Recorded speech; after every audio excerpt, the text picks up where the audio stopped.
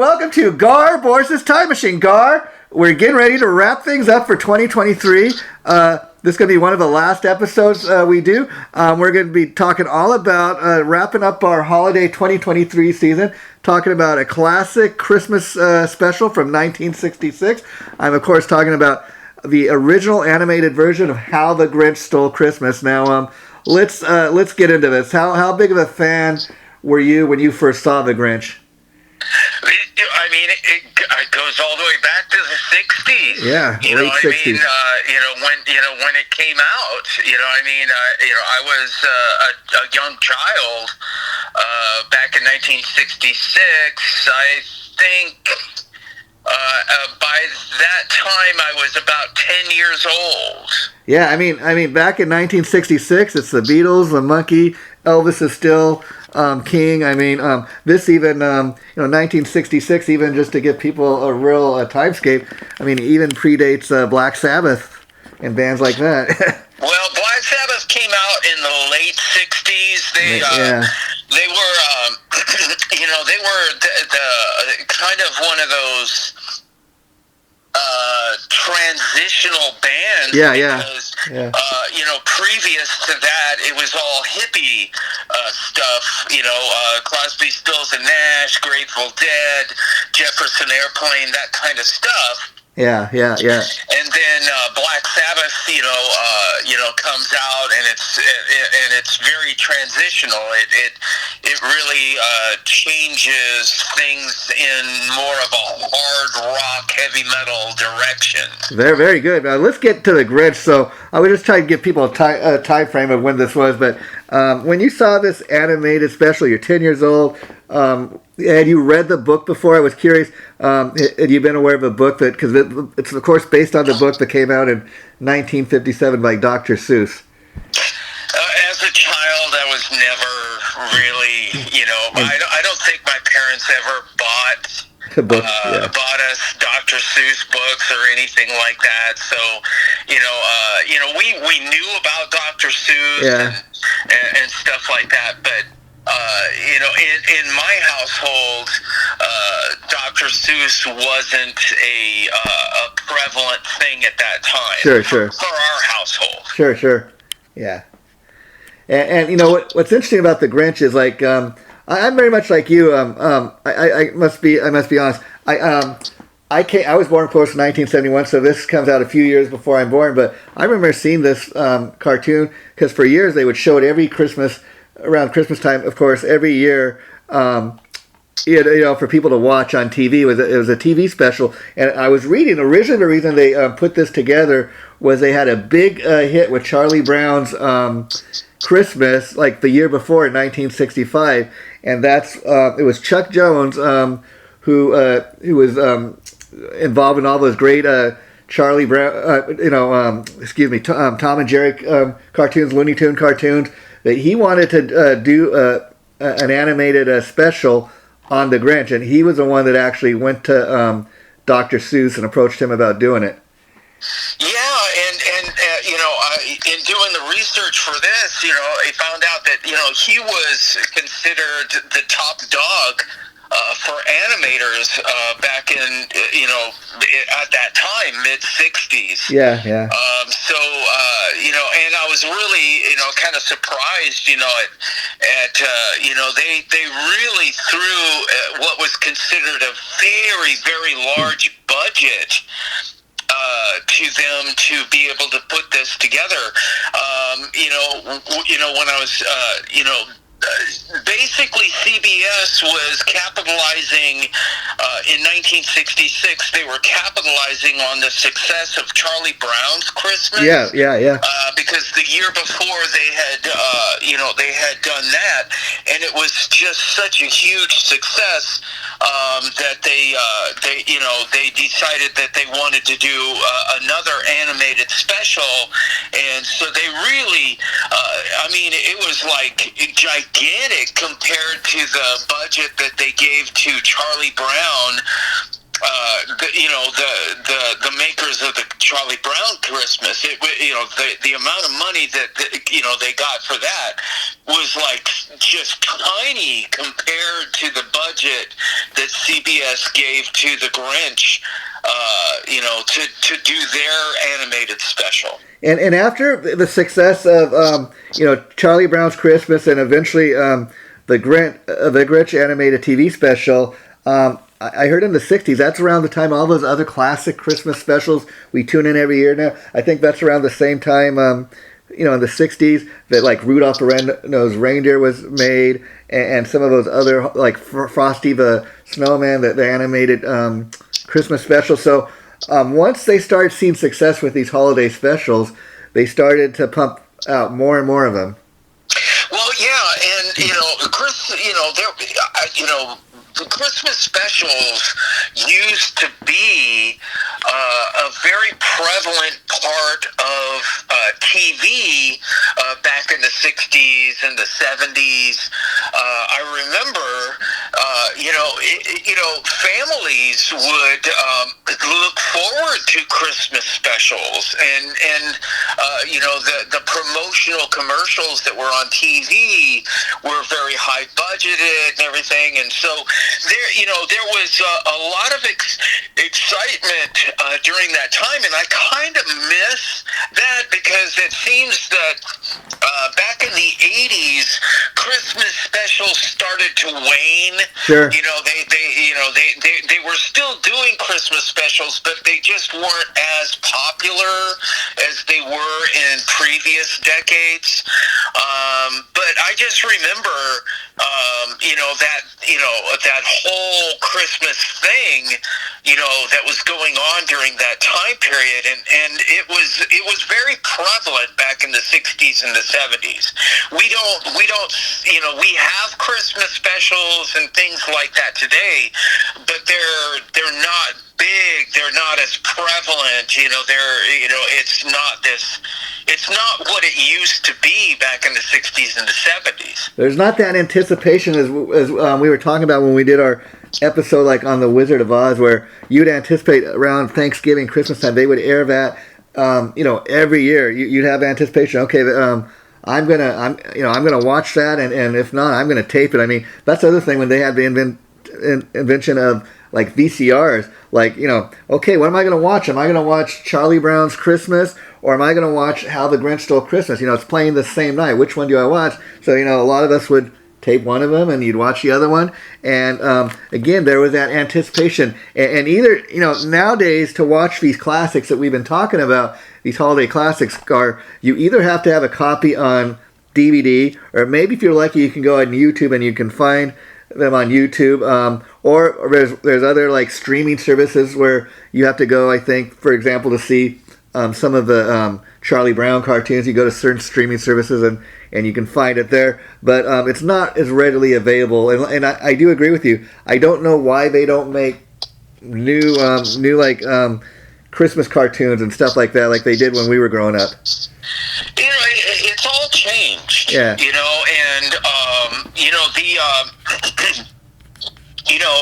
it's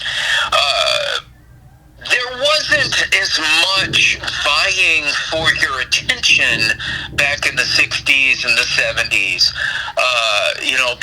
because of the advancement of technology. Sure. That has changed everything and really has been the biggest culprit for that change happening.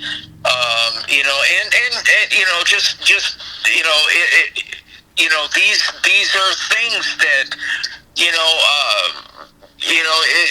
they just happen organically.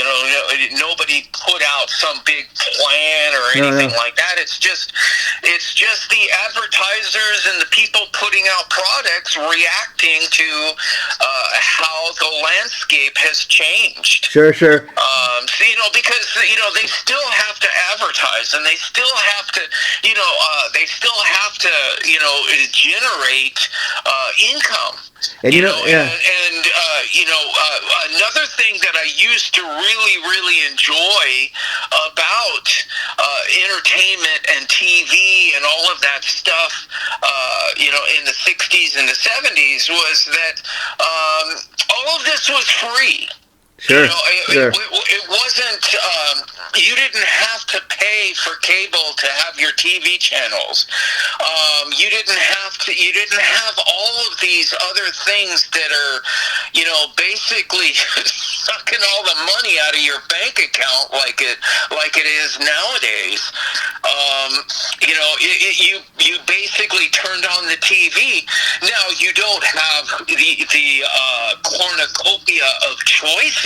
Sure. That you have today. You had much less choices, back in those days. But there's the positives and the negatives to both. Because it was frustrating, back in those days because there wasn't, it was much easier to be bored back in those days. And if you got bored, you didn't have as much to go to for alternatives. Say, for example, back in those days, if you got bored, your alternative was to play board games. Yeah. Or play backgammon, or play Monopoly, or play cards.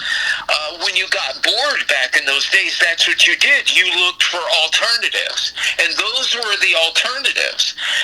But nowadays, when you're looking for alternatives, it's a cornucopia right there on your computer for whatever it is that you want to choose to watch.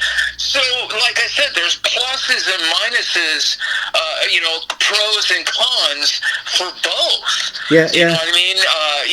There's pros and cons for what was going on back in those days, and then there's pros and cons for what's going on nowadays too. Yeah, I mean, I will say this, in prepping for today's episode, Gar, I whipped out my DVD copy of this and watched it last night, and even though they don't show it regularly on TV like they used to, I think how cool is that you still have the option to, if you look hard at, like anything in life, if I want to get a certain album, maybe I can't get it at the local Target, maybe I have to order it off of Amazon. Same thing with movies like this. If I want to search it out and purchase it, it's cool that you have the ability to do that. And again, it's like anything. If you're a big enough fan, you'll do what you have to get your hands on. And back in the day in 1966 when this came out, they weren't gonna have a big budget movie of how the Grinch stole Christmas, so it made sense to put it on TV. But then again, you're basing it on a book from 1957. You got to make that transition from a book to the little screen, and look at what they did. Well, back in the 80s, we would hop in our car and go to the video store to pick up that video. Yeah. If we wanted to watch it whenever we wanted to watch it. Yeah. But nowadays, you can literally go to Amazon, and for the same amount of money that you would have paid to rent a video. Yeah. At the video store, you can go to Amazon and rent, How the Grinch Stole Christmas, and you can rent the 1966 version. You can rent the 2000 version, the Ron Howard version. Sure. Which both of them to me are great. Yeah. I can't think of a better person to be behind the project than Ron Howard. Sure. And I can't think of a more perfect actor to play the Grinch than Jim Carrey. So both versions are absolutely phenomenal. And then the fact that now here we are, 23 years later after the Ron Howard version comes out, Taylor Momsen, who is one of the child actors in the 2000 version, becomes like a heavy metal, hugely heavy metal, singer. Wow, yeah. Yeah, so she's the little child singing a song in that movie the 2000 version, and right now she's touring singing heavy metal and very, very successful at it. How cool is that? And Gar, I mean, you bring up a lot of great points. I mean, let's go back from, again, this is based on a book from 1957. They make the transition in the original 1966 Christmas special we've been talking about. It becomes a classic 30-minute cartoon. So you got, unlike the movie, you got 30 minutes to work with. You got to create these characters. And one of the things I understand Chuck Jones had difficulty figuring out at first was, how do you make like a Christmas movie not based on Santa Claus or religion? So that's why, like, interesting enough, if you listen to the soundtrack, the songs, it's kind of a musical, this animated cartoon. And interestingly enough, Dr. Seuss, who's not really a songwriter, he wrote a lot of the lyrics for these songs. And well, his wife, yeah, Giselle, she was actually the person that had the biggest hand in writing the lyrics, for the songs. Yeah, and you also made the point that, like, well, let's talk a little bit about Dr. Seuss. Dr. Seuss, who was born on March 2nd, 1904, and died on September 24th, 1991, at the age of 87. Dr. Seuss is known for having written, get this, and illustrated over 60 books, and I think he had 3 of these classic Dr. Seuss books turned into movies. Obviously, we've been talking about how the Grinch Stole Christmas. There's, of course, The Cat in the Hat, and then Horton Hears a Who. Green Eggs and Ham. Yeah. To me, Green Eggs and Ham is the iconic of all Dr. Seuss, because it was the first one that became popular when I was a child. Yeah. I mean, the popularity of Green Eggs and Ham back in the mid-'60s, I cannot stress how popular that really was at that time. Yeah, and again, we got to talk about when the animated special appeared on TV back in 1966. It went from being just a book to an animated cartoon, and they only had 30 minutes in that cartoon to work with. And what you got to give them credit for is, this is based on a book, so they, for the very first time, brought these characters in this book to life, if you will. That's, if you think about it, that's an amazing feat. And then I was reading that Dr. Seuss was kind of apprehensive about having Boris Karloff do the voice, of course, because he's famous for playing the role of Frankenstein, and he thought he would make the role of the Grinch too scary. Well, it was actually perfect because the Grinch had such a sour attitude. Karloff's voice lent itself really well to accepting that as his character. Mentally, for people to mentally digest and accept, that voice for that character, it just was a natural fit. And actually, Karloff kind of plays the role of 2 parts, because he, of course, is a voice of the Grinch, and then throughout the film, he's kind of a narrator, if you will. And so he's doing both, and for both parts, he's got to have a different voice, and that's kind of hard to do, but he pulls it off. And what's interesting is that Dr. Seuss had the fear of making the Grinch too scary. You got to remember, it's a children's story. Yet, when they did do the 2000 version, they took it again from a book to an animated cartoon. Now it's going to be a real live 2-hour action film. It's comedy, drama. Jim Carrey was great at what he did, but actually I think as great as Jim Carrey was in the part, I think he made the Grinch a little more scarier than what Boris Karloff did, because again,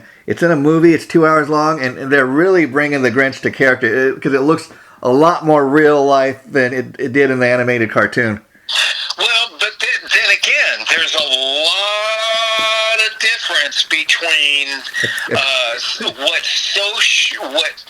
what was socially considered scary in the mid-'60s. Yeah. Was very different than what was considered socially scary in 2000. That's a 30-year difference. Or a 35 or 36-year difference. very, very different between what was socially considered scary in 1966 versus what was socially considered scary in the year 2000. Yeah, huge difference. Yeah, and I was reading, and I'm going to see if, because when I was watching this last night, Gar, they had special features on the DVD about the history of the Grinch, and they showed, I'm going to see if I can find this on YouTube, but it was telling us that Chuck Jones and Dr. Seuss first worked together on the Private Snafu cartoon, which was a series of training cartoons at Warner Brothers Cartoons during like the World War II era, and it's like old black and white cartoons, and so it looks nothing like what Dr. Seuss characters typically look like, nothing like the Cat in the Hat or the Grinch or any of that, and it's black and white, and you could tell it was from World War II, but that's when they first worked together. So it's interesting that they would work again years later on the Grinch, you know. Well, and then you see, you know, the difference between the advancements in technology between that time and when they came out with How the Grinch Stole Christmas. You know what I mean? There's a huge difference between the gap of what technology was available during the early years when they were working together versus when they actually got together with that big budget. Yeah, and actually, you know, what's interesting is I was reading this guy, Third Arthur Ravenscroft, who was known for 5 decades as the voice of Kellogg's Frosted Flakes mascot. Tony the Tiger also sang the song "You're a Mean One, Mr. Grinch." So next time you listen to that song, I posted on our Facebook page today announcing we're going to be doing today's episode, and that's the voice of Tony the Tiger. Yes. Yeah. You know, and he never even got credit. Yeah. In the movie. Yeah. You know what I mean? And most people that heard singing that song, "You're a Mean One," yeah, that thought that was Boris Karloff singing it. They didn't. You know, I have to admit, I probably thought that it was Boris Karloff singing the song too. Yeah. You know what I mean? Yeah. But no, the Ravenscroft voice was perfect for singing that song. And that's what I love about doing these episodes, Gar. We find these little nuggets of information that, of course, we know who Tony the Tiger is. But could you imagine, singing the song and it's such a major kind of holiday classic now, and you don't get the credit for that. Of course, you'd go on for 5 decades, be known as Tony the Tiger. I think this would be something else you'd want to hang on your hat if you could, you know. Well, I'm sure it was in his resume. Yeah. But as far as like the general public knowing, you know what I mean?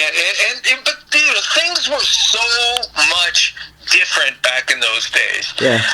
It was a commonplace thing for people to do that and not get credit for it.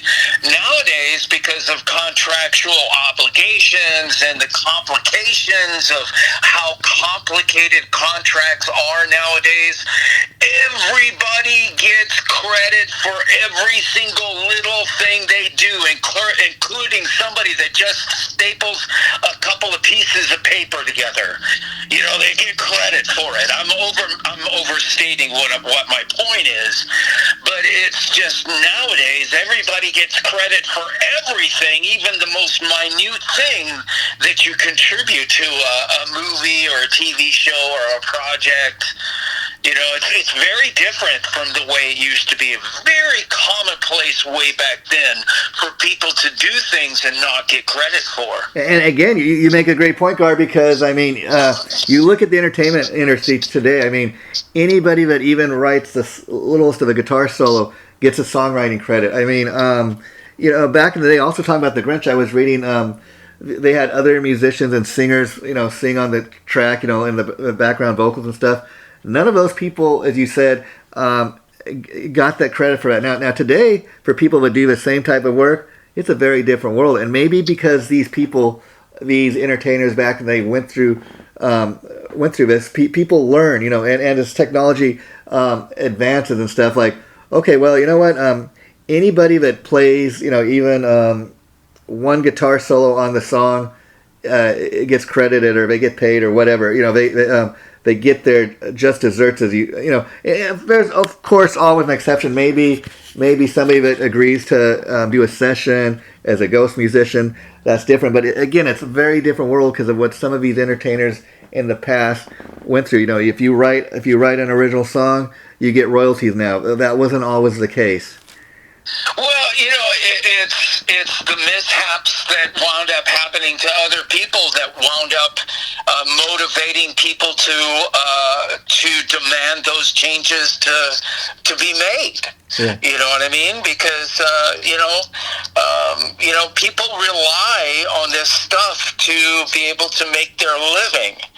It's not a whimsical thing. It's something you're hanging your hat on that you're actually becomes your sustaining income. Yeah. So it's got quite a bit of importance to it. And even look at merchandising a movie like this. And back in 1966, when the cartoon version of this came out on TV, I'm sure they had nowhere near the merchandise they do now. I mean, how many times have you seen somebody in a Grinch T-shirt, a hat, or even a Christmas ornament? I mean, they have all this merchandising for this stuff now. And Dr. Seuss is long dead, but he's got the Dr. Seuss name on it. People, they think of him, they know it's a Dr. Seuss character. So his relatives or whatever that are still around, they make money, as they should, off of this merchandise. This creation this one guy had. They make a movie, they make a cartoon. I mean, and that's the way it should be. Yes, and well, look at it this way. Yeah. There were other people that also contributed voices Sure. to the Grinch that Stole Christmas. That also never got any credit for doing it for this. That went on to all other things that were highly successful. The voice of Cindy Lou, who was voiced by a girl named June Foray. Okay.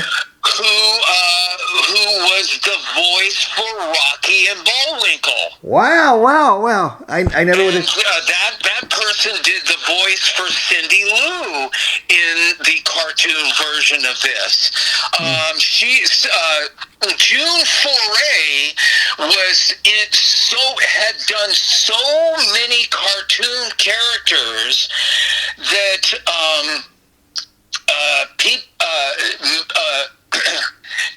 people were basically saying Mel, instead of her being the female Mel Blanc. Yeah. No, people back then were saying Mel Blanc was the male June Foray. Wow. That is how big she was back in the 60s at doing cartoon voices. She was bigger than Mel Blanc, even though Mel Blanc got more credit because it was a male world back in those days, and women were very much subjugated. And so she never got the credit, and Mel Blanc got all the credit back in those days. But she was bigger than him. There were other people that contributed voices to that. There was another person that went on to do the voice for Gumby and Pokey. Okay, wow. Yeah. And also contributed a voice to the cartoon version of the Grinch that Stole Christmas. So there was multiple people that did voices for this that never got any credit at all. Yeah, and I think a big reason for that, Gar, because again, the world was very different back. The thought process was very different. You have a classic Christmas movie starring Jimmy Stewart, It's a Wonderful Life. Jimmy Stewart is a movie star because he's on screen. some of these other people that you're talking about, like in the Grinch Stole Christmas, they were thought of as voice actors. They weren't really on the screen. You know, we see a cartoon character, and they're just doing the voice. So it's not the same thing as Jimmy Stewart being in a movie. You know, that was a thought process back then. And so a lot of that has changed because I know a lot of musicians as a side gig. You know, a lot of famed actors that kind of are not doing as much as they used to. Like Henry Winkler, I was reading. I got his new book and was reading it, and he later in his career did a lot of voice work. Like on animated cartoons and stuff, like on Clifford the Big Red Dog and stuff, and so it's become more of a thing where people are known for doing now. So there's a lot more respect for these voice actors, I think, than there once was.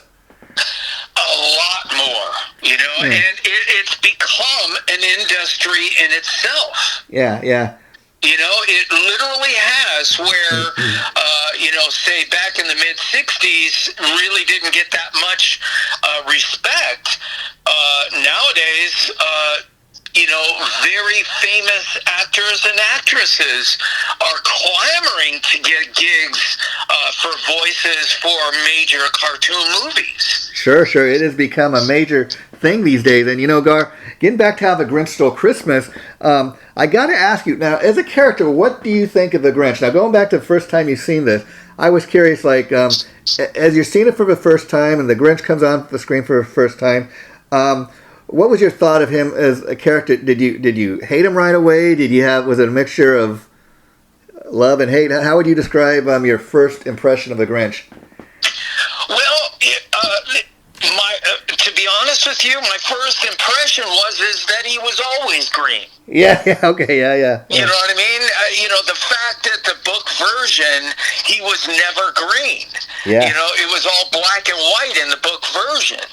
You know, before the cartoon special came out. So, that's my first impression is I just thought he was always green. And and as I'm watching it last, scared me. He never endeared me. He never really had any kind of a massive first impression other than I would say that I just thought he was always green.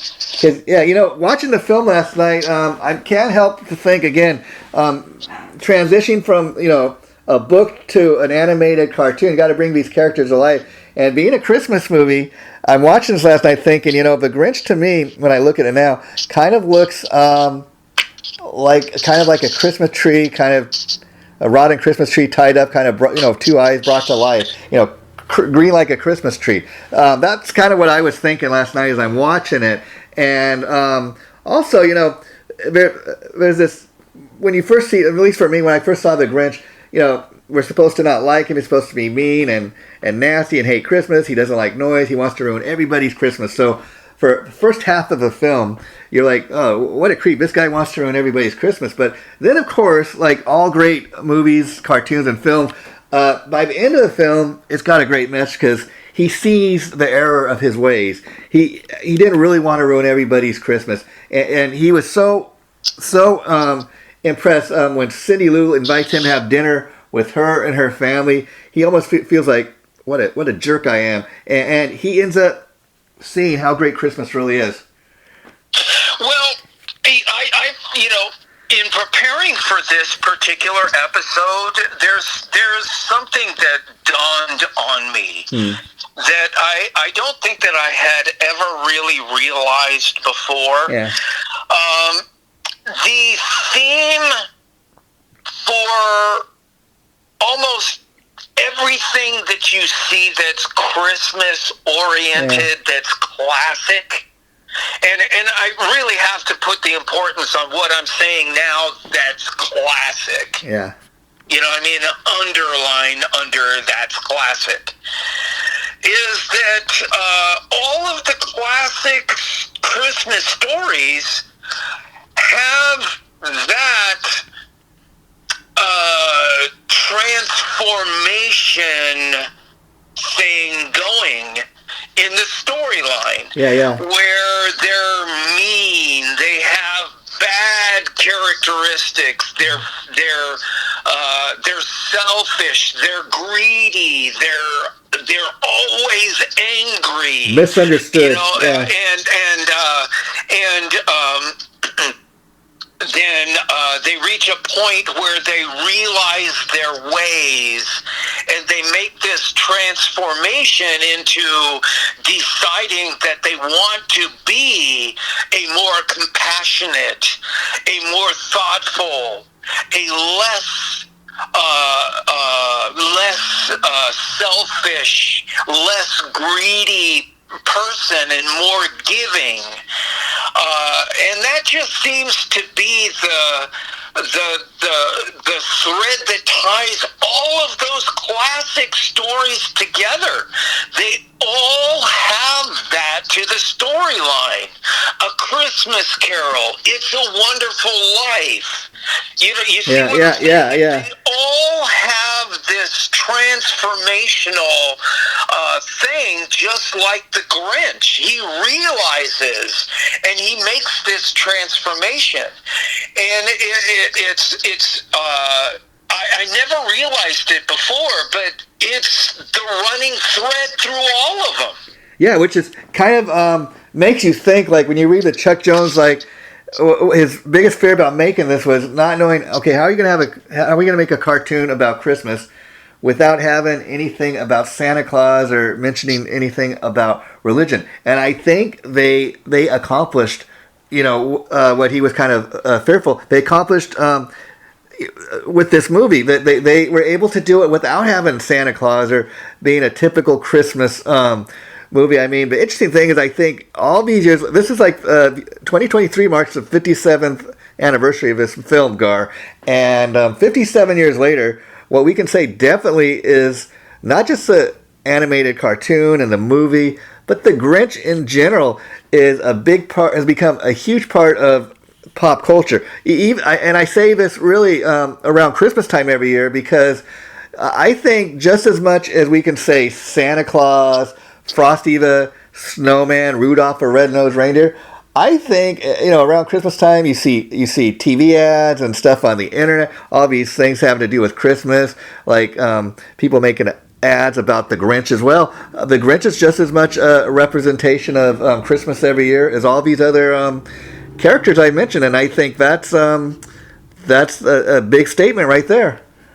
Well, I think when you do that, I think, honestly, I think that the decision that they made, which was a conscious decision, it was no accidental thing that they did it that way.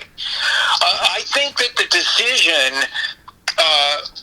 when they decided to do that, it automatically made that special much more inclusive, because if you had other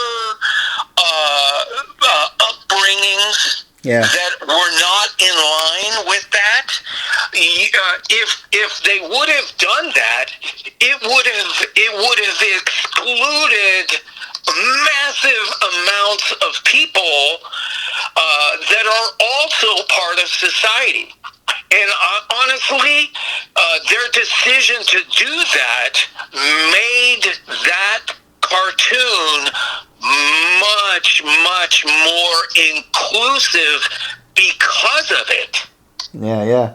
And the Grinch is really an enduring character, too, for the simple fact, like we talked about, that the movie starts off and maybe he's not your favorite character in the movie, but by the end of the movie, you say, wow, this guy really, he's seen the light, there's been there's that necessary transformation, as we just talked about, and it's like, wow, and I've seen people like watch this, show people the film, and like, this is what Christmas is all about, and so I think they've really accomplished something with this film. Again, not even having Santa Claus mentioned at all, or featured all through the film. It's just based on the Grinch and the other Dr. Seuss characters that were brought to life. Well, it's all I know is I think there was really intelligent decision making by Dr. Seuss and the animating. The people behind the animation in how they decided they were going to make this whole story extremely well thought out, and the proof is in the pudding, because it's become iconic. It still has life in 2023, just like it did back in 1966. Oh, sure, and you know, another interesting thing is, you know, when you transition from something from a book to a movie or even a 30-minute cartoon, not only do you have to bring the characters to life, but they kind of, you know, the animators do their little touch-ups on the characters. And like Dr. Seuss, if you go back to and look at the pictures in the original book, I was reading that he very much based the character of a Grinch on him. However, when they did the 1966 Christmas special, Dr. Seuss thought that Chuck Jones had taken some liberties to make the Grinch look more like him. Okay, I found out another piece of information that I just thought was really, really interesting. Let's hear that. It's not the animated version, but it was the Jim Carrey version. Sure. All of the characters that played Whoville characters, had to attend Who school before they started shooting. Wow, that is a fun fact, and you know, and I think this is a great place to kind of wrap it up, Gar, because you know, talking about the Ron Howard film, not only like did they make it into a 2-hour movie, you know, and I really think Jim Carrey did a great job of bringing that character to life.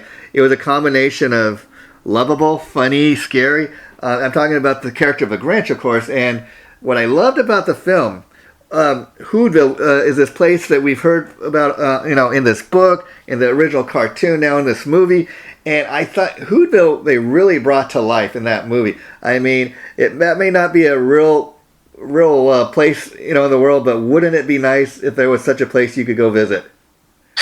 Well, you know, they really represent the goodness in everyone's heart, which everyone, you know, I mean, you know, I just wish, you know, for everyone in the world to have a small slice of that goodness in every person from Whoville's heart in their own.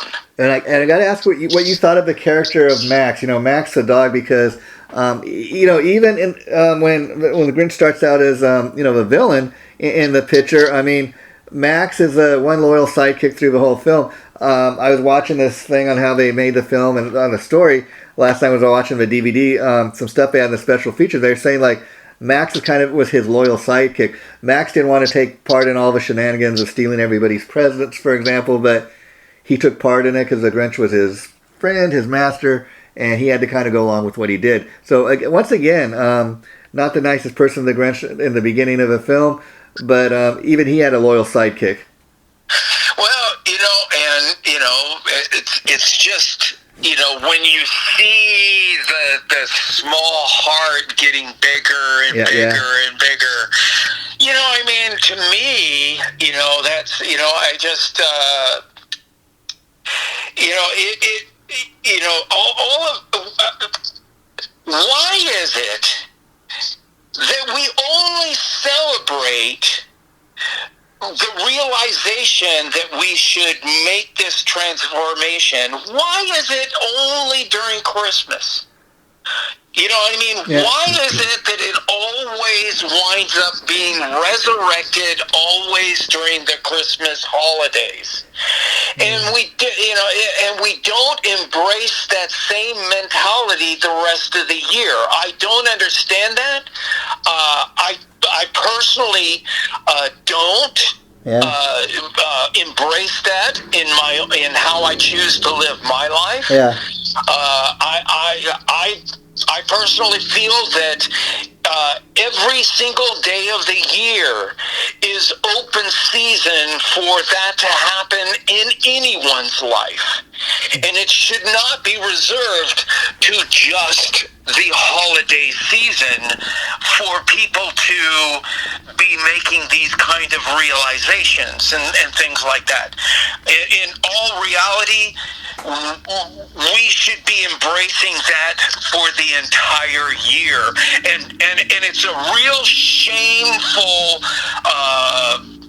part of our society that our society just cannot do that. It's shameful. Yeah, it's almost like we got to be reminded, but I'll answer that for you, Gar. I think a big reason for that, unfortunately, is, let's be honest, a lot, and I include myself in this. A lot of us are busy in life. A lot of us go to work. A lot of us come home from work.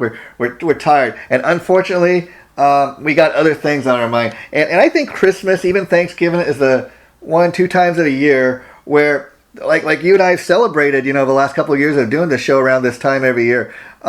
It's around the time that all these holiday classics we've been talking about, these classic movies come on, and you want to relive our younger years, our childhood. Remember when you first saw these classic films, and even today, like talking about The Grinch, when he goes through that transformation, it brings me back to the very first time I seen this film and what it meant to me. And so a lot of times we'll watch these old classic films from our childhood, and we'll have these little reminders, and a lot of times, let's be honest, you look around Christmas time, a lot of relatives, a lot of friends are no longer among the living, and you think about the ones that are no longer here, and so it's, I think, the time of year that kind of spurs up all those memories, Well, I don't know if I can really agree with this thing that we're too busy with our personal lives to be able to make a realization and make a change in our life, during the rest of the part of the year. Yeah. I don't know if that's really a realistic viewpoint on that, because we are just as busy during the Christmas holidays as every other part of the year. Yeah, you're right. We are not more or less busy during the Christmas holidays during the rest of the year. We are not too busy during the rest of the year with our daily lives to make these kind of realizations and embrace it any other time of the year. And just like making a New Year's resolution. There you go. To me, I think that is one of the most ridiculous things, that society winds up doing. Yeah. I have never, in my entire life, I have never made a New Year's resolution that stuck.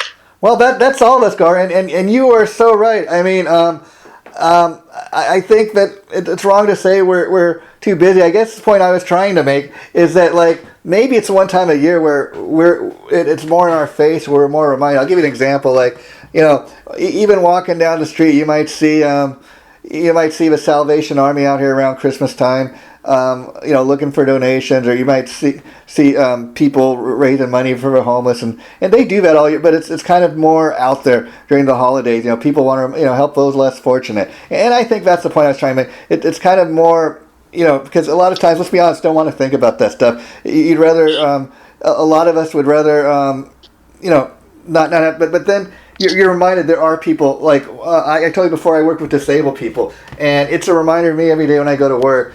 I could have the worst day possible. You know what? But I tell myself, some of these people I work with that I take care of, they've got a much worse life than me. I could have it worse off. So be grateful. This is just one example. Be grateful for what you do have. Count your blessings, for example.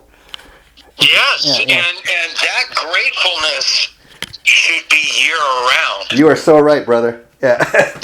It really should. And I honestly, I really feel that I think it's it's not a good look for us as a society that we only reserve a very small part of the year for these kind of thoughts to go through our heads. And maybe those thoughts, we should be that way all year long. We should be compassionate people all year long. We should be a less selfish people all year long. All of these things that they talk about in these movies, that we should go through these transformations and embrace those things, all of those things should be all year long. Not reserved for just a small little corner of the year. It really is. I mean, if you really stop and think about it and take a look, it's not a good look. And I will say this, Gar. That's why we love these classic movies so much, because in making a movie, you can make the world how you wish it was, and that's why sometimes we enjoy watching these classic films, because it takes you away from real life, the real world. It kind of takes you to never, like Wizard of Oz is a great example. A place like that doesn't really exist, but wouldn't it be wonderful if it did? Where nobody ever had to suffer. And that's why we enjoy a lot of these movies. Well, and that's why we have people like Dr. Seuss and who's the animator? Chuck Jones. Yeah, we have them to thank for these kind of things. You know what I mean? Because those are very passionate people, and honestly, what we embrace about that cartoon is the passion that those two put into it. Yeah, and just like we talked in many of our episodes before, Chuck Jones was a very needed ingredient to get this project off the ground, because as great of a writer as Dr. Seuss was, in his books at the time, he was known like a lot for coming up with these great child rhymes, and everything would rhyme in the books, and that was cool. But it's like, who the hell is Dr. Seuss? It was, at the time, but Chuck Jones, he's worked on all these Looney Tune cartoons and Tom and Jerry cartoons. He wants to get involved. He wants this project to get off the ground. Okay, now we got a big name animator who's involved. And so that was a huge reason this project even got made. And another thing, a fun fact I learned about Dr. Seuss is his real name was Theodore Giselle, and he started going by the name Dr. Seuss professionally because his mother, of all people, always wanted to have a son who was a doctor. So, of course, he was not a medical doctor, but he just started going by the name professionally, Dr. Seuss. But his wife was also named Giselle. Oh, okay. Well, I think that was his last name, and then Seuss was actually his mother's maiden name. Okay, got it. Yeah, I missed that detail. Well, here's an interesting little fun fact. Dr. Seuss used to have a personalized license plate on his car, the Grinch. Oh, wow! So that tells you how much the Grinch meant to him, and I would imagine, because of all the books, that was the first one that got made into a movie. And of course, he talked a lot about the Ron Howard version, which I think deserves an episode in the future, but because it's 2 hours long. But then he also had the Cat in the Hat was also an animated cartoon. Then they turned that into a movie. I think also another Ron Howard adaptation. And then Horton Hears a Who got a movie. So those are three things we think of when we think of Dr. Seuss. I'm sure glad we decided to do this. Now, Gar, before we finally say goodbye for today, I want to let people know we're going to do one more episode next week to wrap up the 2023 season. And we're going to do it on one you've been wanting to do for several years, I know. And so I said, Gar, let's do an episode finally on the classic Get Smart TV show. And so that's what we're going to do next week.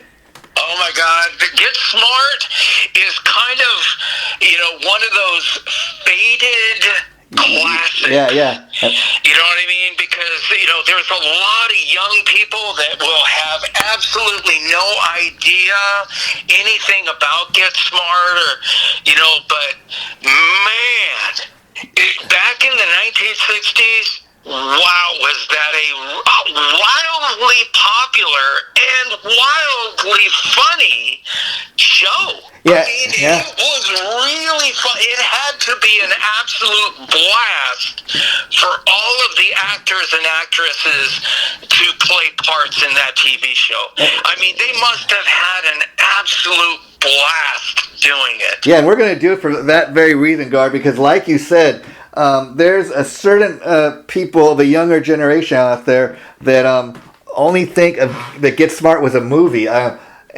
know Anne Hathaway. I can't even remember who was the main actor, but I mean, to me, the classic TV show was nothing like the movie. The movie was a fun thing, I guess, but when you and me think of Get Smart, we think of that classic TV show. It was wildly funny. I mean, the outrageousness of the characters, especially for that time. Yeah. You know what I mean? The whole everything was just like taken to everything was comedy on steroids. You know, like the shoe phone. Yeah. The tone of silence. Yeah. You know, all of these different things. You know, we'll save it for that episode. Well, Gar, we'll just end with this because you know you missed it by that much. Well, Gar, happy pre-holidays to you, and we will be doing this again next weekend. You take care, my friend, okay? Man, I had a blast doing this one, brother. Okay, as always. Bye-bye.